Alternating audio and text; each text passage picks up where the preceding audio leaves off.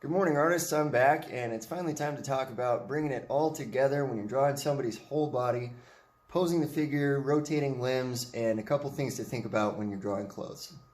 Okay, first off, we're going to start by following, like always, our basic steps of drawing. That's going to be sight and measure, block in, then draw contours, then erase our guidelines, add some value, that's lightness and darkness, so shading, and finally get into details. Okay, so the blocking in process for the body is going to be a lot like we did for the head.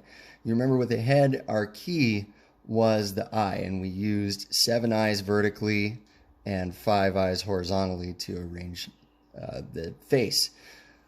The body is going to use the head as its key. This is something that artists figured out a long time ago too. So just like the face, though, we do have a lot of variation between people, and everybody is very different. So especially in people's height, we're going to have to make adjustments.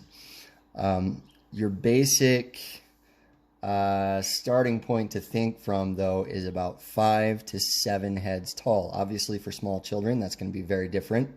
Obviously, for very tall people, they're going to be 7 or even 7.5 heads tall. So it just depends on your person. One thing you want to determine right off the bat, maybe by sighting and measuring your person, is how much torso to leg that person is. Me, for example, I am a lot of leg to a little bit less torso than most people. So, it was great for running hurdles in high school, but that's something I have to adjust to if I'm doing a self-portrait, and you can see my whole body. So here I go. I'm going to go with, let's say, 2, 3, 4, 5, 6. Let's go 6.5 heads. Okay, so I'm just going to go ahead and chop a line right there, nice and loose. Okay, let's say that's me, because I'm, I would say I'm kind of tall, but I'm not that tall. All right, so I'm going with this as the head, okay? And that from there, I need some spacing to create my neck. And we talked about how the neck forms an hourglass shape because of the muscles that are converging there. Okay. Into the trapezius muscles. And we have our shoulders. But before I can draw shoulders, I have to figure out how far apart to put them. So you know how I do that? Well, from the middle head, I'm going to draw 2 more imaginary heads, okay? Very, very lightly, because these don't exist, obviously. We don't have 3 heads, okay? Now, the clavicle, that's like the point of your collarbone, is going to hang out right about here, maybe halfway through that. Halfway if that person's got really broad shoulders, maybe more like a third if their shoulders are more slight. And then to the ends of these heads is going to be like where the deltoid, that's the shoulder muscle, comes out. Okay? We're going to have an angle here, an angle here. And, really you can draw shoulders just like so. Okay? If we're just blocking in, that's how we can do that really quick. Okay? So shoulders, great. Next thing I want to do is figure out how far my torso goes. Again, that's a sight and measure, okay? But usually we're going to go almost to the end of head number 3, or about 2/3 through it. For me, I'm not very much torso, so I'm going to go with that 2/3. A lot of people, you'll see their torso come down to about here, the end of head 3. I'm going to 2/3, okay? So here I go. And right about there should start my hip case. Okay, that's the pelvis. I'll show you where the pelvis sits. Okay, so we have the pelvis right about here. I think of it as like a box. So almost like a gearbox in a car, because that's what it does. It transfers energy to your legs. Okay. So here I am, I've got my torso. It's kind of, you see it's a little triangular there. Okay. And then I just imagine a box. It's kind of like a space here where the hips are. Now, about halfway in the middle of that, this is something that has been wrong on your handout for years, and I just wish to heck that I had time to correct it. So I'm going to do that now.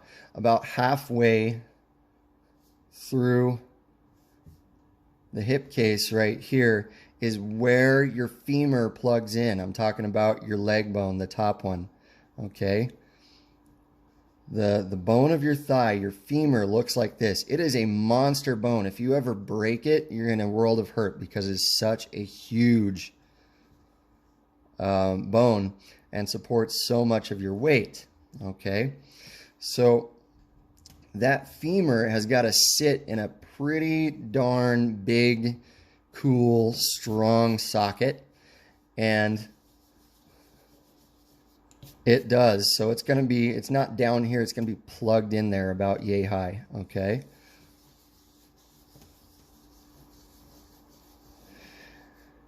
And so here we have maybe to about, what head is that? 1, 2, 3, 4, 5 is where the knee is going to start. Okay. And things cross over each other. That is the biggest thing that is probably a little bit off in your handout that I wanted to correct.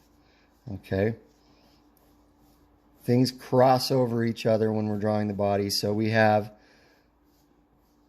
you know, kind of our quads and hamstrings here, our thighs, and they're crossing up into the hips. Okay. This kneecap is going to cross between the thighs and the calves. Okay. Or the shins. So shins, we're going to bring those down. Same thing. Okay, about just like it was 2 heads for the thighs, it's going to be about 2 heads for the shins. Okay, and then starts our ankle. And the foot, if we're standing up flat, we're just going to see mostly the toes, okay, out in front. And you see how, again, we're crossing into the last part. It's a little bit like how we talked about the head. Okay, how in the head, we don't have things that are cut apart from each other. We have a lot of stuff that is attached. And so if we can get that feeling back, well,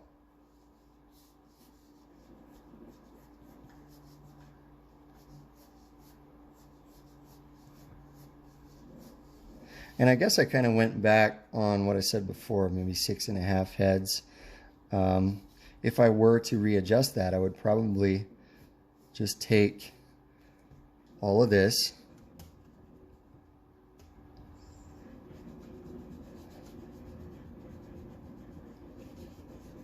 shift it up a bit. Okay. So here's kneecap. Here comes calf.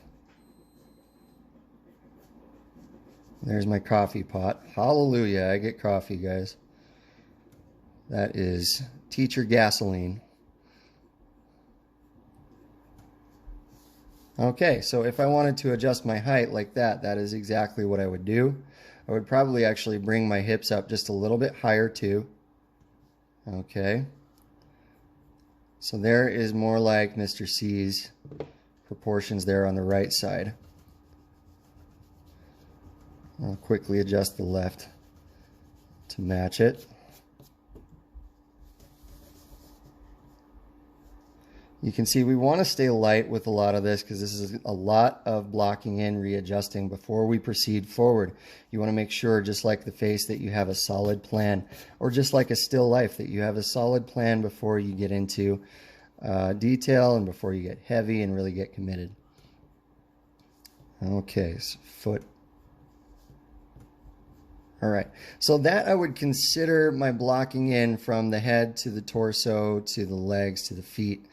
Again, feet, you know, we kind of just see this little triangle peeking behind this box in the front for our toes.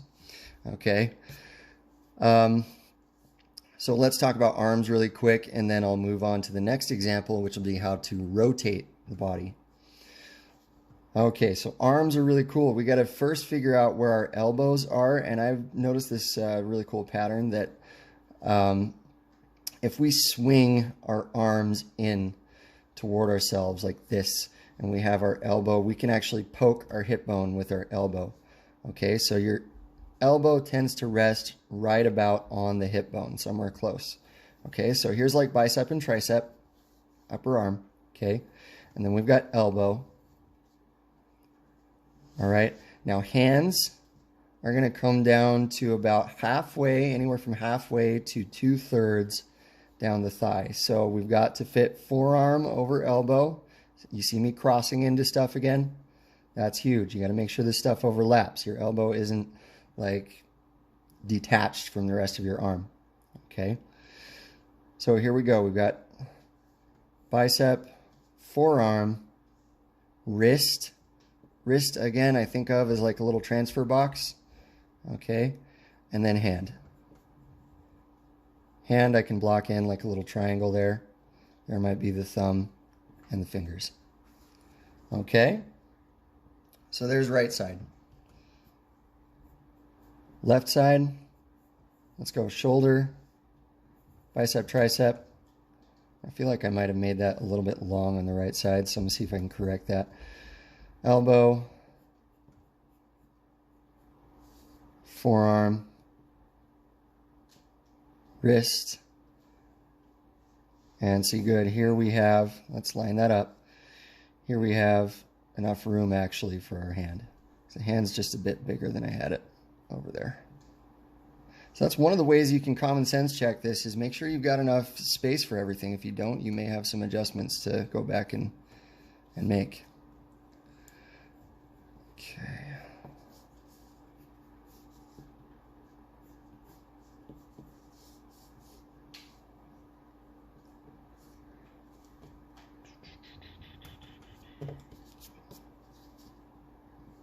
Okay.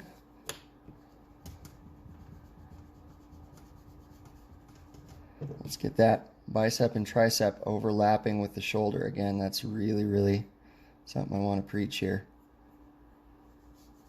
Okay. And elbow overlapping, forearm overlapping. Transfer box for the wrist. And now we've got enough room for the hand and the thumb. Okay, great. So this would be about done for the blocking in stage. Now I can get into contour. Now I can, later on down the road, I'll show you what it looks like with clothes on. Okay, so that's example one. But what happens, you know, if I've got somebody in a different pose? I'm going to try to take you quickly through what we do for that. I like to pick wacky poses to practice, just really weird things. So why not start with the pose the leprechaun is doing on the Notre Dame Fighting Irish logo. He's doing like old-fashioned Irish boxing, right? So let's try posing that, okay? We're going to have a head. Now I'm going to take me, I'm going to put me in that pose, okay? Wouldn't be as much fun if I just drew the leprechaun. This is more challenging. Okay, so now I've got my neck here. Okay, it's out of one head, two heads, and three heads. For that pose, the torso is in about the same spot. Okay, but it is rotated to the side. So let me see. If I think of the torso as like a cube, this is where we got to think about perspective again, right? So if we're thinking 1 point perspective and there's a vanishing point off here, there's a cube, and there's the torso. Okay, a little bit foreshortened as we go behind. Okay, so there's torso. Can be a little triangular, but there is, I say overlap and underlap. There's a shoulder underlapping it. Okay. All right. So here we have a shoulder here as well. This would be another head space imaginary. And this would be another imaginary headspace, both underlapped and foreshortened, where you can see I kind of got the width of this shoulder here. Does that make sense, guys? I hope it does. Okay, so moving right along, we've got our kind of transfer box for the hips. Okay, and now we're into head 4. Okay, so that was about halfway, I said. Now, here's where the pose gets funky. This is going to be fun. You've got the boxer's thigh coming out like so. Okay, now to get that to rotate properly, here's the thing about rotation, guys. We have to preserve the length. We have to keep how long that is. Too many times I see people try to rotate something and they'll do so in like within the original space that it was, so it might come out something like that.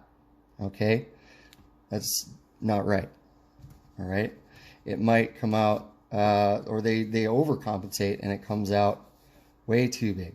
Okay, so we can't have that when we're rotating. It's got to stay the same length. Our limbs don't magically grow when they swing to different places, do they? So we're going to keep that the same length it was, and we'll just measure it out in terms of the head like we did before. So if I rotate, here's one head and 2 more heads. Okay, so that's about a head and a half. So what was it before here? We got 1, 2, 3, 4, 5. Okay, so about to the end of head 5, right on the nose is where our knees ended up. Okay, if I go 1, 2, 3, 4, 5, should be the knee right here.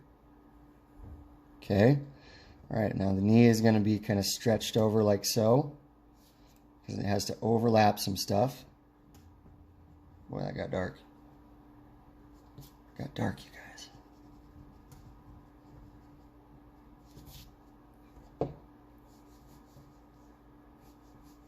Okay. And now we're going to go for the calf and the shin. Okay, calf and shin before. How big was that? That was about 1. Not quite 2 heads all the way to the foot. So the calf and shin alone were just like about 1 1/3 head.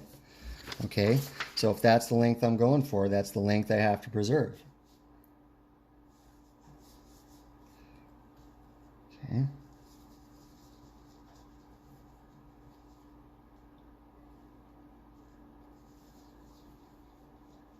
Let's see, 1 head and 1 more head, and then we're going to take 1/3 of that. So here's calf and shin. Cool. All right, ankle, foot. This time we're going to see the foot because it's from the side. Okay, so here we go. We've got kind of a ball for the heel. We've got some space for the bones coming out. We've got the pad of the foot. You can draw that as another ball just to block it in for yourself. And then we've got the toes. Okay, so whole foot's going to look something like that. We'll refine it later as we get to contour. Okay, if somebody's wearing a shoe, obviously you're just going to draw a shoe there from the side. All right, now fighting Irish pose is fun. Because this knee is just raised, and then we're going to basically be almost standing on the other knee, but kind of on the other leg, but with a bent knee. Okay, so here I go. I'm going to, another way that I can handle this is simply measure what I had before. So if it is 2 inches to the center of the knee, boy, that worked out nicely. If it's 2 inches for my quad and hamstring there, for my thigh, that's what I'm going to try to draw here again, rotated just a little bit. Okay, so here I go. I'm going to make sure that femur plugs in the right spot, and then bring it out to 2 inches, block it in. Okay, kneecap overlapping.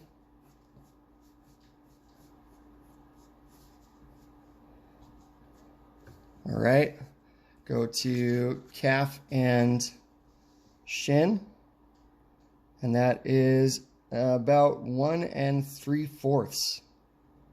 Okay, so here's what I had before. I'm just going to match that, 1 3/4. And again, we're rotating, so the angle changes here. We're overlapping. Let's make sure that's plugged into the right spot. I'm going to go 1 inch, 1 2 3/4. Okay, calf and shin. When we're looking at the calf from the side, we're going to see a lot more of this triangular idea here. Okay.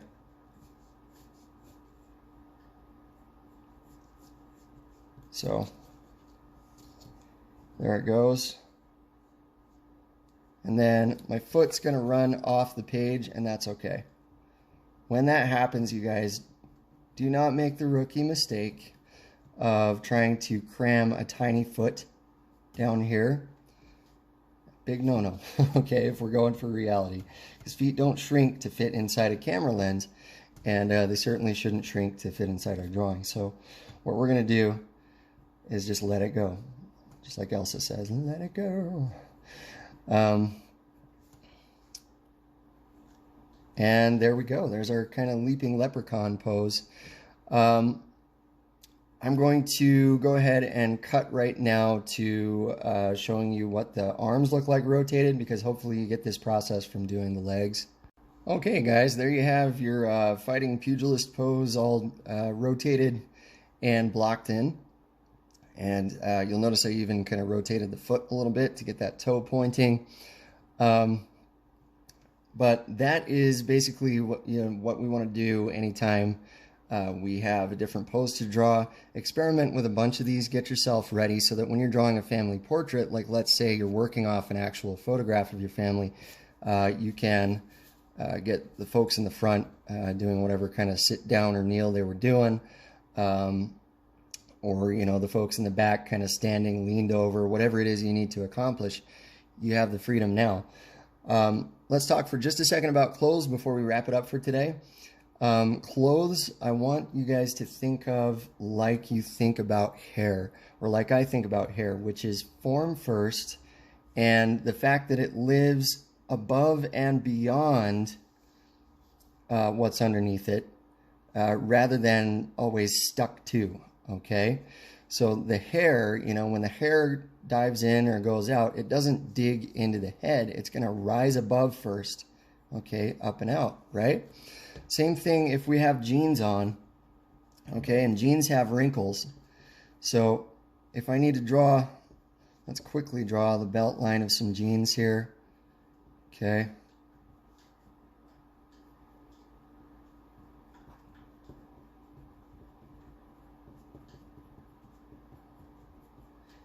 All right, inseam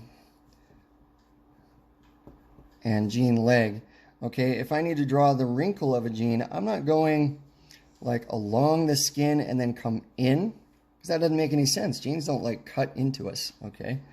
I'm going to make sure there's enough room first, and then if that wrinkles in a bit, that's when I can do that. Or if that wrinkles out, that's when I can do that. Especially it's going to do that right around here at where the knee is bent. Okay, so I've got some wrinkles I'll need to put in there. Okay, and then here comes the jean. It's going to go around the width of my ankle there, and so forth, and so on. Again, preserving what is underneath as the baseline, or the least volume that we should have. Okay, and again, I'm thinking forms before I think details, you guys. So this is a hill, right? And this is a hill. This is still a cylinder. Okay, and that's kind of how I approach somebody's outfit. Shoes, you want to treat those like a still life. Use your good steps of drawing, sight and measure them, block them in, draw contour. Okay. I've drawn a lot of shoes by now, so I can kind of abstract a kind of a corny shoe for you here.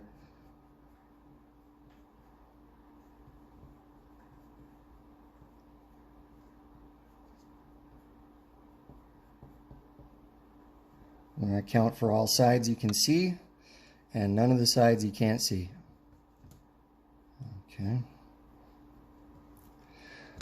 All right, so there is your basic rundown on how to put together a person when you can see all of them. All right, have an awesome day.